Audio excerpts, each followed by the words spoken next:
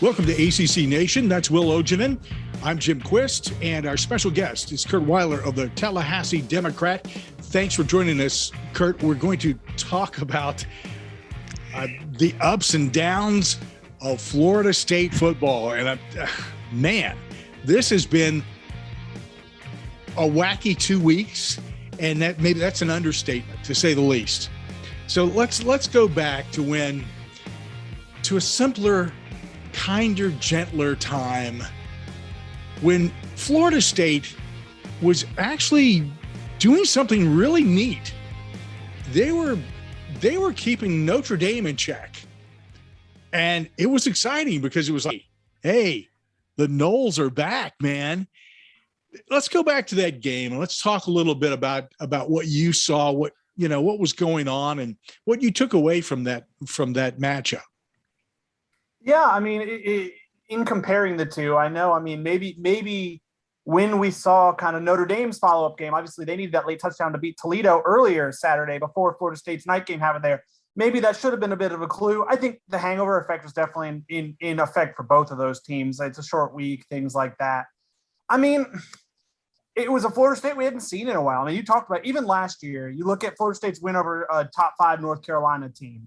Mm-hmm. That was a game where they got out early and kind of held on for dear life. And if there were 5 more minutes in that game, I'm not sure they win. They just kind of built that lead and held on. I mean, this team showed real fight. They showed resilience. It was building off of, I mean, obviously Mike Norvell talked about needing to see those signs. He was like, last year we didn't play Notre Dame that close, maybe closer than people thought we would. We put up 26 points, but it wasn't that close a game. We need to show our progress. And I mean, they did. They rallied from a very slow start, down 7-0, to take a 14-7 lead in the second quarter. Then they're down 18 points during the fourth quarter. And you're looking at it and you're saying, well, they showed fight early. They probably showed enough that you can see this Notre Dame team's supposed to be good. They weren't supposed to win this game. And then they do what they did. And yes, they lost in overtime. And obviously that's the overarching narrative, especially now having followed it up as they did. But I mean, it was pretty remarkable because I think it was their biggest deficit they'd rallied from to tie a game in, I think, 5 years. One of the things, and I pointed this out in when we posted the most recent top 25 polls, that we always talk at the end of the year about, when teams are really close like that, hey, good teams find a way to win. And, with Notre Dame being ranked as high as they are and coming into a game like that, they were in the same position Florida State was in. They had to shake off a lot of rust, a lot of things not working, the way they should, you would expect, right? It's an opening game, right? But Florida State really showed potential. And I don't want to lose sight of that with the second game. I honestly really want to focus more, especially right at this moment, about the good things that happened in that first game, because that wasn't a fluke game. That showed us a couple of things in my eyes. And I want to see how you think about this, that there is talent on this team and they're more than capable of delivering. That the coaching, and I'll follow that up, the coaching is pretty strategic and, did well working on their feet, because Kelly is no slouch when it comes down to, if you get him in a tight game, he is going to find a way to beat you. He's like Nick Saban. I mean, it's just one of those things. So for Florida State to take Notre Dame into overtime in the opening game, to me, says a whole lot about what this team is about.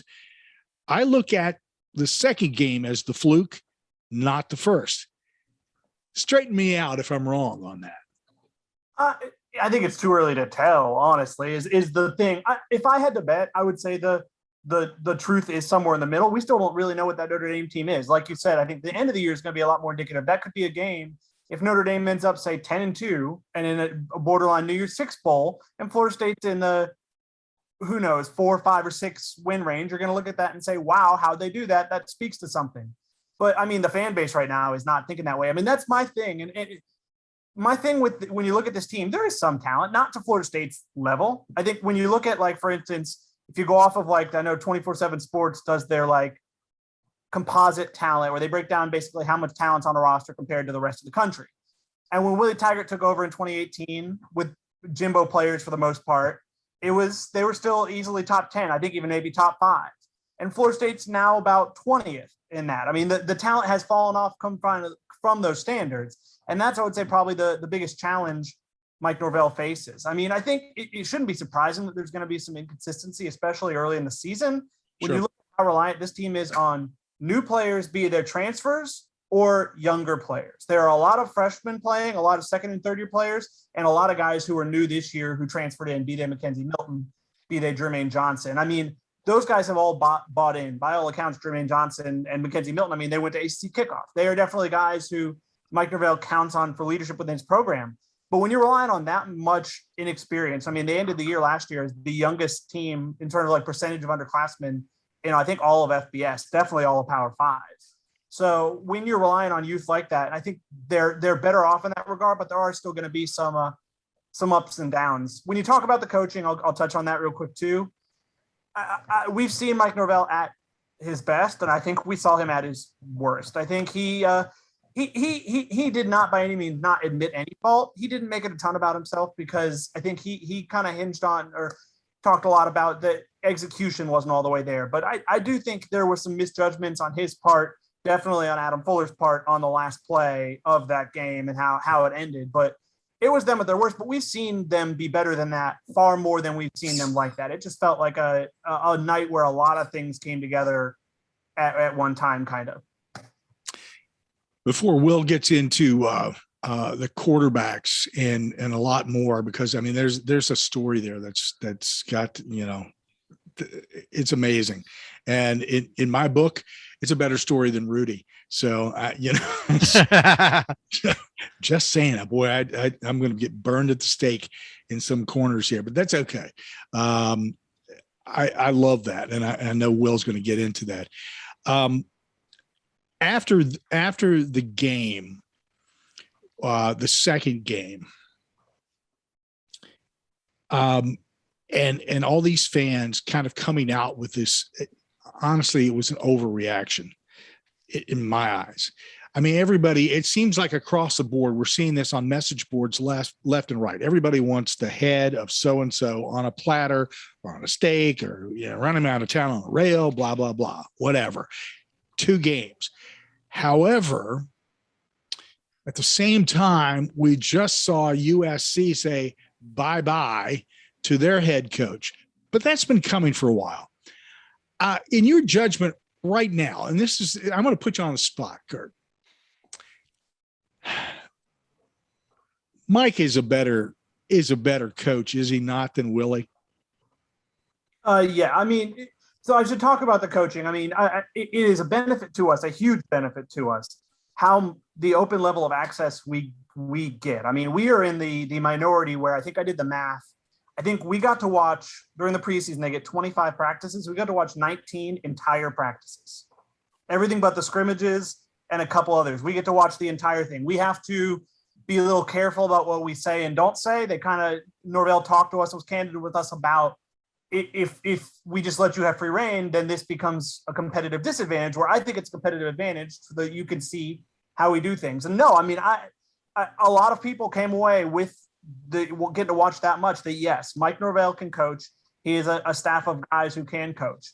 Obviously the fan base, again, that's not what they want to hear at the moment for a variety of reasons. But the truth is, Florida State had been flirting with an FCS loss for a while. I mean, a big deal was made out of this being the first one in program history, the first time they've lost in, I think, 27 games to an FCS team. 2018, they narrowly escaped against Samford.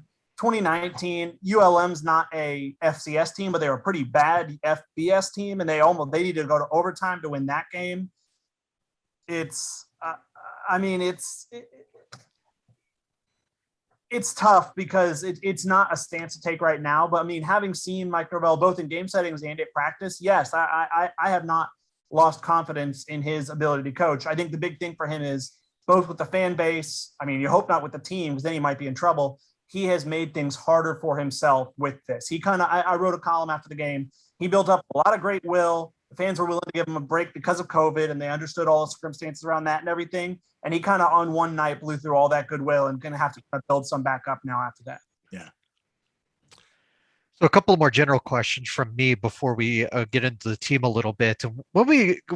I think when we get to December and the regular season's over and we look back at games of the year, I think there's no doubt that the first game against Notre Dame will be a game of the year contender. But as far as since you've been covering Florida State, where does that game rank in terms of best games you've covered, given not just the way the game played out, but the crowd was probably one of the best crowds I've ever heard at a Florida State game, at least in quite some time. Well, yeah, no doubt. I mean, obviously, even before COVID, in 2019, I think Florida State had its worst average season attendance since the 1970s, I want to say, when the stadium capacity was a much smaller. It was a return to form. And I mean, I would say maybe the real shame of this past Saturday happening, how it did with Jacksonville State, is that crowd for Louisville in 2 weeks is going to be not quite the 60,000 that turned out to see Florida State play at FCS. I mean, it's not going to, he's going to have to kind of build that back up. Like I said, I mean, if we're talking just football, you're going to make me rack through my brain here. I mean, I've had the blessing of getting to cover some pretty great games, I mean, obviously there's a great moment that Florida State was on the wrong side of Saturday as well. Another bad Florida State moment that Florida State fans won't want to relive. I was there for the blocked field goal from Georgia Tech that snapped the winning streak in 2015. It's a fun game. It was a wild moment. We were all just kind of in shock watching that one. I think Florida State was definitely in shock too. The blocked rock was definitely up there with DeMarcus Walker's blocked extra point to win at Miami. The Orange Bowl win over Michigan was a really great game that was 2016. That was probably the last time, that was the last time definitely that Florida State was on that stage. 2017, the season opener, kind of went down from there. Those are a couple. I mean, my first year covering games in person was 2015. So I kind of just missed that the heyday. I mean, I watched all those 2014 games closely and obviously 2013, but I was not there covering any of those. Now, conversely, did you have to turn off your Twitter mentions after Saturday's game? No, I normally take the brunt of that. As long as people aren't making it about me when it doesn't need to be about me, I kind of let them go. I will say, I mean, I don't normally turn off the mentions. There are some people I mute more than block because I kind of enjoy people still taking the time to tweet at me and me not see them. And it's just them screaming at a wall, basically. I hear that. I hear a lot of people prefer to mute than block just for that exact same reason. But so let's get into the team a little bit. I'm curious as to where the quarterback situation. Obviously, Jordan Travis came in again and started against Notre Dame. He did okay. I mean, obviously he did through 3 picks, and McKenzie Milton came in, played awesome, and then started against Jacksonville State. Didn't quite look himself, but where do you feel like this quarterback situation is headed right now? Do you think Milton is still going to get a chance to start, or could you see Travis getting another shot? Well, we'll get more clarity Saturday. I guess it could be a misdirect, but after the first 2 weeks, they were listed as co-starters. This week, McKenzie Milton's listed as the starter. He's above Jordan Travis on the depth chart. There's a clear 1-2, as where before that was that or there, where I know they talked last week about kind of liking to instill that paranoia. I mean, McKenzie threw 1 pick in that game. It was at a suboptimal moment. It didn't lead to a score, but I mean, it was just more time that Florida State could have killed, and obviously looking at the end of the game, needed to kill. And who knows what the drive would have gone. But on the whole, I mean, the thing is, I think they trust McKenzie Milton. The problem is obviously, I think he can be mobile, but I think it's clear he's probably not quite as mobile as he once was, because may just never come all the way back with all he's been through. And he's definitely nowhere close as mobile as Jordan Travis. And with Florida State's offensive line, which has been beat up, I mean, they have played pretty poorly, but they've been beat up quite bad. They've already lost 2 starters to injury, which is going to play a role. The case could be made that Jordan might be the guy, but I think they're riding McKenzie because he's a guy they trust to, with his experience, read the defense, get the ball out quick, which is another thing you might need if you've got some backups in on the offensive line, and that's going to be the problem It is. I mean, McKenzie was, I would say, done wrong in some ways by that game. I mean, you look at the first possession of the Jacksonville State game, he throws a beautiful ball to Malik McClain that's dropped, and then a beautiful ball that's a touchdown to Keyshawn Helton, who is not known for dropping. He's got probably some of the more sure hands on the team, and he dropped it. There was smoke in the stadium still from the fireworks. Keyshawn wouldn't say that played a role. Who knows?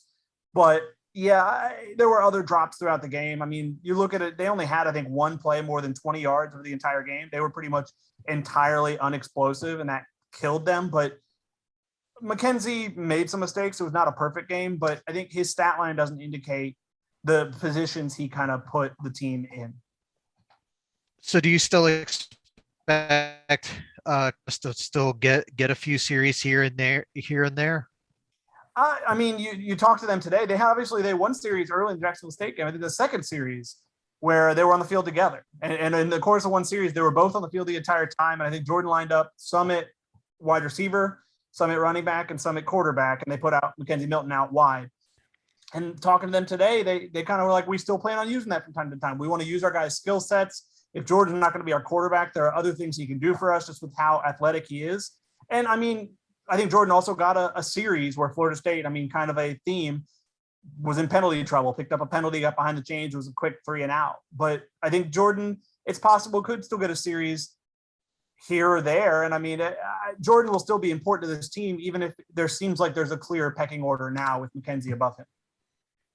Now, yeah, you mentioned the O-line has not been great with the injuries. Obviously,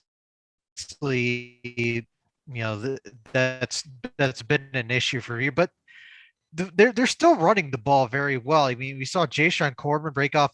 Still had some. He had a pretty decent game against Jacksonville State. I mean, Trayshawn Ward has had a pretty solid season. But so at least the running backs are at least still carrying. At least until the receivers, there's some sort of clear defined role amongst the receivers right now.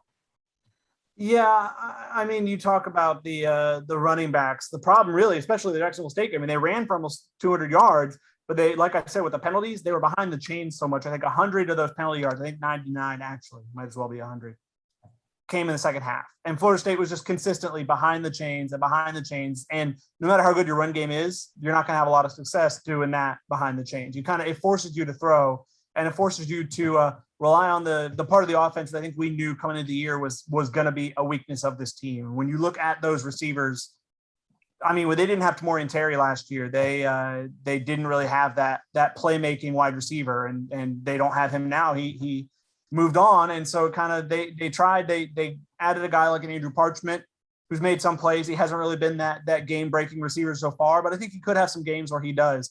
He's a pretty up and down practice player where he has some great days and some days where you don't really notice him. But he had a touchdown catch in the first game, incredibly fast, could be a big play guy for them if they can kind of get him in those situations. I mentioned Keyshawn Helton. I mean, Keyshawn last year was not 100%. He was coming off a pretty severe knee injury. He looks more like himself this year. He hasn't. I think they had the most catches in that Notre Dame game. Obviously, he didn't have a catch Saturday, had that big miss early. It's going to be a lot of the young guys. I mean, I mentioned Malik McClain. He's a true freshman who's come in and already looks like one of their more consistent wide receivers. He's been pretty impressive to watch because they haven't had a true freshman who came in and has done that in a while. Another guy, Darian Williamson's a redshirt freshman who's been pretty impressive as well, and was not a guy who much was expected of, kind of according to the recruiting rankings. He's a guy Florida State got in on late in the 2020 class, Mike Norvell's first. Kind of they found him and they recruited him and tight end Marquise and Douglas, and he's playing a role for them. But I think we knew coming into the year, we saw some growth over the preseason as much as we get to watch, but I think we knew it was going to be a problem. And I mean, it seemed like Jacksonville State was kind of trying to not let the big runs get broken and trying to say, if you're going to beat us, you're going to beat us downfield in the passing game. And Florida State couldn't do it consistently for one reason or another. So you talked about these offensive linemen that are out. What's the word, at least at this moment, because sometimes those are sort of hour to hour, but are they gone for the season, or is it short term? I don't think they're gone for the season. Mike Norvell's kind of talking in vague terms, as coaches often do with injuries. From my experience, Mike Norvell's been pretty upfront about, like, if something severe coming out and and saying as much. He's not one to totally hide stuff like that when you know it's going to be pretty serious. He talked today, I think, about Maurice Smith, the starting center, Robert Scott, the starting left tackle who got hurt in that Jacksonville State game, and just kind of said he's hoping to have them soon. Didn't really have a timeline on it. He sounded more optimistic of a quicker timeline for Ontario Wilson, the wide receiver. I'm not sure. It'll be something to keep an eye on because, I mean, the offense is not the same without those two. When you're down 40% of your offensive line, especially an offensive line that you have questions about its depth, that it's going to hinder what you can do pretty severely. So it's two critical positions there, center and left tackle. I mean, protecting your quarterback, right? So, and snapping. The guys who are stepping up, how do they look? Davion Johnson is a guy. I mean, he's a guy who came back, used that extra eligibility at center, and he's a 6th-year senior who's kind of a backup across the board. He played some guard last year. He actually got passed by Notre Dame transfer Dylan Gibbons and is really playing backup center. I think could step in at guard too if needed. He's an experienced guy. I mean, obviously he's done okay. The problem really for him was that he had the bad snap to McKenzie Milton, I think late in the regulation of that Notre Dame game, the one that kind of killed the potential game-winning drive in regulation. So, and snapping's really been a problem of his for quite a while. It's kind of why they've moved into more of a center role before this injury or to a guard role before this injury. The tackle situation's tough because Robert Scott was a guy who you relied on heavily as a true freshman. He kind of came in. You don't see that ton on the offensive line, especially, I mean, not at a left tackle spot, a spot that's protecting the quarterback's blind side. But he was right tackle last year and did pretty well there, and they moved him to left tackle this year. And he didn't obviously return to the game. It didn't seem incredibly severe in the moment. It wasn't something that got carted off or anything. So there may be some optimism there because he's very important. I mean, the left tackle always is, but he's probably their most overall promising lineman long term. All right. So we've got these first 2 games under our belt. I'm not sure, and I'm not sure anybody else really has a good feel. And from the way we're talking here, we don't have a really good feel as to who this team is yet.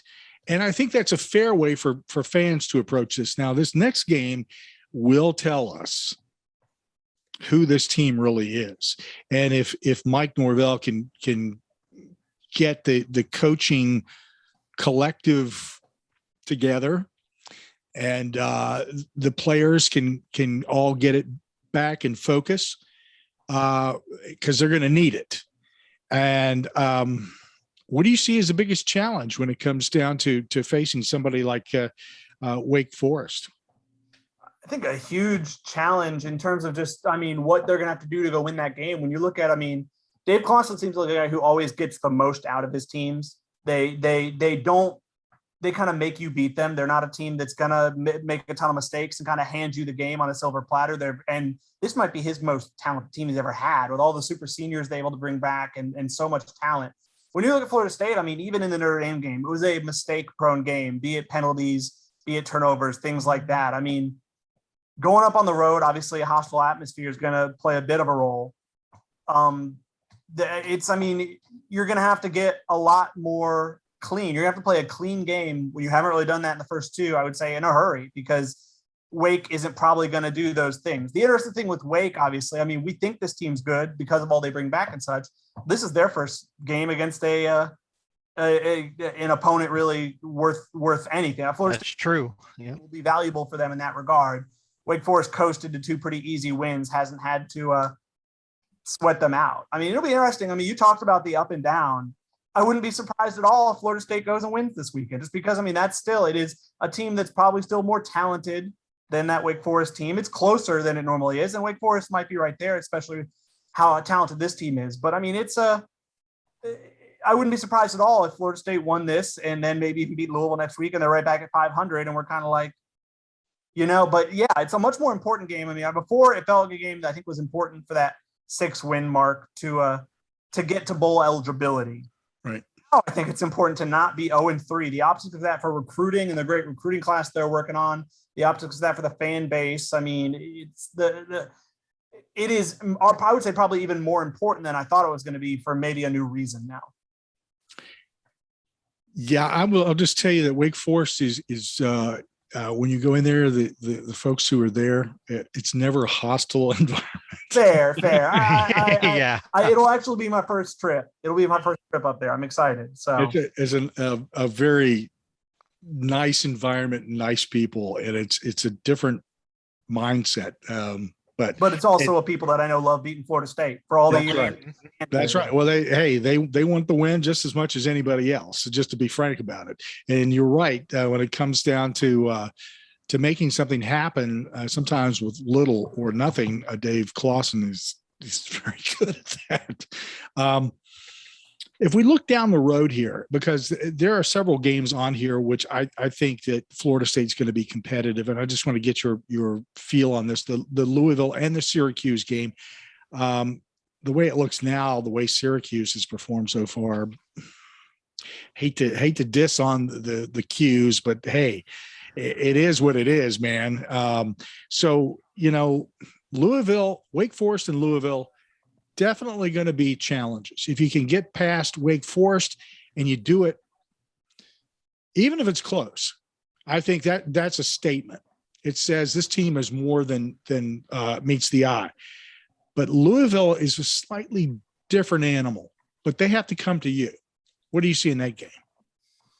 I don't know. I mean, I think back to last year where Florida State got gouged by, that was maybe the defense's worst game of the year. They got gouged by some big runs. They got gouged by some big passes. They were not up to the challenge that day. What's interesting is, obviously a lot of who killed Louisville or killed Florida State last year on that Louisville team is gone. When you're looking at guys like Javian Hawkins, when you're looking at guys like the guys they had at wide receiver that aren't there anymore, they're having to replace a lot of that skill position talent. Malik Cunningham, I think, when surrounded by good talent, can be quite good, but I think it's a struggle for him. We saw in that Ole Miss game when he's having to do a lot of it himself. It's a struggle, and so I don't know. I felt okay about it coming into the year. I know some people were pretty high on Louisville coming into the year, and maybe that hasn't been validated through 2 games. Like maybe Florida State isn't quite. It's who knows. There's a lot of unknowns. I don't know. It's you say I think the next 3 are eminently winnable, despite what they look like on Saturday, because there are going to be those ups and downs. And so, if Florida State threw all that 3-2, the back half of the schedule is brutal. So I feel like for the sake of kind of trying to build kind of any kind of momentum this year, 3-2 feels pretty important. Even being 2-3 going into North Carolina and what follows after that will be tough. But Florida State's defense looks better this year. I think they're capable of stopping the run. I don't think they're going to get gashed there. It seems like the pass defense through 2 games has been a bigger concern. Yeah, the run defense, I think if there's one thing I've taken from Florida State through these 2 games is that run defense is legit. You look at what they did against Notre Dame and holding a potential All-American and Kyron Williams to like 40-something yards on the ground. And, the catalyst for that defense right now, and you talked about him a little bit ago as a representative at Media Days, Jermaine Johnson. He transferred in from Georgia, and we found out, if you're a defensive lineman from Georgia, the chances are you're going to be a really good player, and he has really showed out in these first 2 games. Yeah, he's somebody too. He played at Georgia. He had, I think, 7.5 sacks over 2 years. But we've seen that line, like you said, in that Clemson game, how deep that line is. And I think he was somebody who kind of wanted to bet on himself and said, if I want to realize this NFL dream, maybe I should go somewhere else and maybe take a more prominent role. And that he chose Florida State, didn't really have any ties or anything. It was just I know those transfer kids in particular have talked pretty unanimously about how Mike Norvell was consistently like the first guy to reach out. Like within minutes, he's reaching out to them. He's very quick. And I think that makes an impact. He's been unbelievable. He's been even through on an 0-2 team, he's been a bright spot who I think through 2 games has 4 sacks and 6 tackles for loss, and I think 18 tackles. He's just doing a little bit of everything. And Florida State has desperately missed since Brian Burns left after the 2018 season that pass rusher who can really make an impact. And obviously he's proven himself to be a good run stopper and just a good in general tackler as well. He's quickly become a leader on this team and has backed it up himself and has actually been surrounded by, guys like Keir Thomas also on the line, guys in the middle like Fabian Lovett and Robert Cooper. I don't know actually off the top of my head how many sacks Florida State has this year already. I'll look it up real quick because I know they had, and last year in 9 games, they had 10. and they're probably a good bit of the way there in games this year. Yeah, they have 9. I actually just have it right in front of me. So they, I imagine, will pass that mark from last year Saturday. I think they might get 2 sacks against Wake Forest. I think that's a decent. Okay. So you talked about, the secondary obviously is the question. Obviously they let up a lot of yards to Jack Cohn. I don't think there's much shame in that. And then obviously, the end of the game, but this, in fairness too, this is a really young secondary. Is that something that just Florida State fans are just going to have to be patient about as the season progresses? Somewhat. Yeah. I mean, it's tough because we got to watch during the preseason guys kind of make plays. I mean, Travis Jay was the guy. He allowed obviously 2 of those touchdowns that Jack Cohn threw, the one to Wilkins and the one to Kevin Austin. That was a remarkable throw where Travis Jay really couldn't have done much. But we saw him throughout the entire preseason kind of be one of the more consistent playmakers and a guy who's constantly in position, and a guy who was creating those turnovers, was one of the more frequent kind of mission away guys that's Adam Fuller's turnover thing at practice that he discusses. Yeah, but he was right there in position on both those touchdowns he allowed, and it's not getting your head around. It's stuff where kind of experience will help with that. You look at some other guys. I mean, Jarvis Brownlee was a guy who by the end of last year looked real good at cornerback. He allowed that touchdown there. He got beat, if you will. It was kind of he got left in one-on-one when I didn't think he was going to on that. He didn't think he was going to on that touchdown and got beat and let the man behind him when kind of your one goal is there. Don't let the man behind him. If he catches it, stay in front of him or stay behind him so you can come up and he didn't. And that kind of led to that. And, I mean, they've kind of gone to the transfer portal there for some experience. A guy like Jamie Robinson from South Carolina, a guy like Jarquez McClellion from Arkansas. But yeah, I mean, it's there are still some shades. They're better. There aren't as many guys running wide open, which was a big problem last year. But there are still some growing pains there for sure. Now, earlier you did mention the recruiting class, and depending on the recruiting service of choice, they are a top 10 class. And obviously this is to the Norvell detractors, you can't, get rid of him and expect to keep a recruiting class like this. But what is it meant to be able to pull in a top 10 recruiting class without the recent track of success? I mean, I've kind of said coming into the year that this year is about, it's not even really about contending in any way. It's about being good enough to keep that class together, because I kind of feel, and I'm not alone in this, that Mike Norvell's tenure hangs on being able to keep this class together. They're not making a move on him anytime soon. They're still paying Willie Taggart buyouts until I think 2024. But the money is what it is. And that gives Norvell more time than anything, honestly. But it just feels like if this class doesn't stay together, when they've got a guy like Travis Hunter, who, depending on what recruiting service you look at, is either the number 1 or number 2 player in the country. And he's bought into, I mean, he's stayed pretty locked in. And I shouldn't say pretty. He stayed entirely locked in, so much so that he is like one of the biggest recruiters in that class, which is, I feel like, not often what you see from guys who are that highly ranked. I don't know if those are often the guys who are kind of the bell cows who are going out and pushing other guys join the class. You don't want the season. I mean, if this season truly falls apart, that's probably about the only thing that could make Travis Hunter really think about, Clemson wants me, Alabama wants me. He could go wherever he wants. And he's been loyal to Florida State, but you don't want a season bad enough where he has to really be like, do I, as this good of a recruit, really want to go here? And I don't think it's there yet. I mean, there are other guys too, guys like a 4 or 5 star safety, Sam McCall. They have their quarterback already in AJ Duffy out of IMG. They have a lot of offensive linemen on board. I mean, they have really worked it. And I do think the good thing is they have I think they prepared this class and kind of told them, we're not going to be an 8-win team this year. I don't think they kind of sold them a false bill of goods and kind of got their expectations up too high. I think seeing that was probably a disappointment, but I'm not sure it caught all of them entirely off guard, because I think they knew how inconsistent, and a lot of the message with this guy has kind of been like, come here, be a part of the change, help take us to the next level, because you can see how close we are to beating Notre Dame, and who knows what the rest of, that type of thing. So I don't know. I mean, there was a ton of buzz after Sunday night. We talked to recruits Monday. That was the big recruiting weekend of the season, maybe the biggest overall. And they bet big on themselves and it paid off. But yeah, they followed up with Saturday. You can't have too many more of those, especially, I mean, if you start losing games ugly in the ACC. Yeah. It may not be. Yeah. If it's an ugly loss. Yeah. But I'm not so sure that there's going to be any huge ugly losses in the ACC. I think that Jacksonville State was an anomaly. Well, that's Clemson. Who knows? Clemson wants to make up for last year. Yeah, Dabo will want to name his score on that one. Yeah, I'm looking at all the stats on Clemson, and they're not delivering all that much this year like they have in the past either. But just saying, somebody's going to sneak up on them at some point. It may not be Florida State, but somebody's going to sneak up on them. Let's talk about something here as we wrap up, Curt.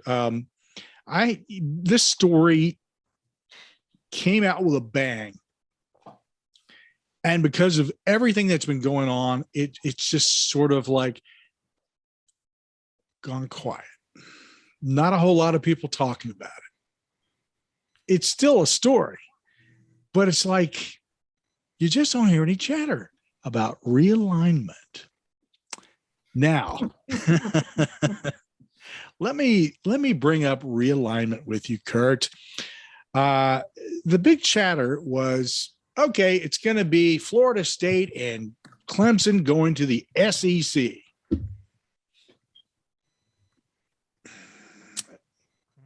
If I could make my eyebrows go any higher, I would. Give us your thoughts on this, the realignment and the chatter about FSU. If you want to throw in something about Clemson, feel free. I mean, the biggest thing against both of them, I mean, honestly, obviously, you look at Florida State right now, and I think the big thing with Florida State is not that I think that's remotely on the horizon, but being competitive enough so that if it was, you kind of don't get left behind. And obviously, I mean, the program now hasn't been what it is. The biggest thing when you look at the ACC, and it's a credit to the ACC for making this happen, so you can kind of shut down any talks preliminarily, is the grant of rights. That, I mean, these teams are tied down and are losing all that TV money and have to give their new TV money to the ACC if they leave before 2036. I mean, I'm not sure if John Swofford or whoever kind of had an idea that this kind of, it feels like a thing that comes in cycles, right? It feels like you hear all the realignment stuff, it goes away for 5, 6, 7, 8 years, and it all comes back up. And it just kind of goes in cycles. And obviously we're in the middle of it right now. I mean, we talked to, it's funny, we got quite lucky at the Democrat, actually. I got to write the story talking to John Thrasher, FSU's outgoing president, who has since retired right when this was all happening. Shortly after ACC kickoff was where all the SEC stuff started coming out with Oklahoma and Texas. I remember I was there.